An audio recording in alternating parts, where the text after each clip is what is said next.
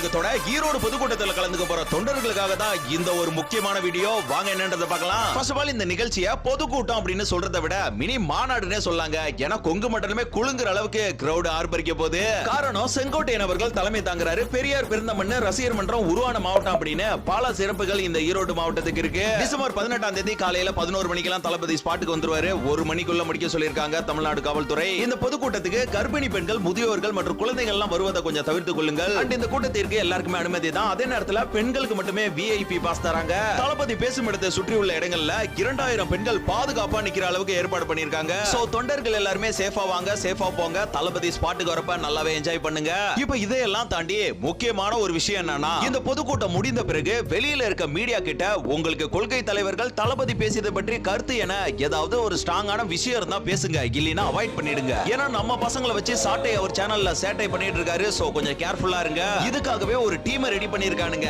எஸ்ஐஆர்னா என்னன்னு வயசான ஆளுங்களா பார்த்து கேக்குறது, கொள்கைனா என்ன, கொள்கை தலைவர்கள்னா யாருன்னா அது தெரியாம இருக்க ஆளுங்களா பார்த்து கேக்குறது. எதுக்குடா இந்த மாதிரி பொழப்பு பொழைக்கிறீங்க? உங்களை நாங்க எப்படி சும்மா விட முடியும்? அன்பார்ந்த ஈரோடு தொண்டர்களே, குண்டக்க மண்டக்க கேள்வி கேட்கிற ஆடு கண்ணுல தென்பட்டுச்சுன்னா போட்டு பொளந்துருங்க. இது அந்நிய நம்பியின் வேண்டுகோள். அரசியலை பத்தி பேசணும்னா அதுக்கு தகுந்த அரசியல்வாதி கிட்ட பேசுங்கடா.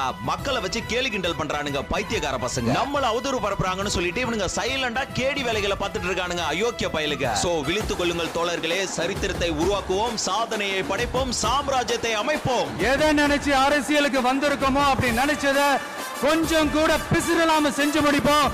அது வரைக்கும் நெருப்பாதான் இருப்போம். தமிழக வெற்றி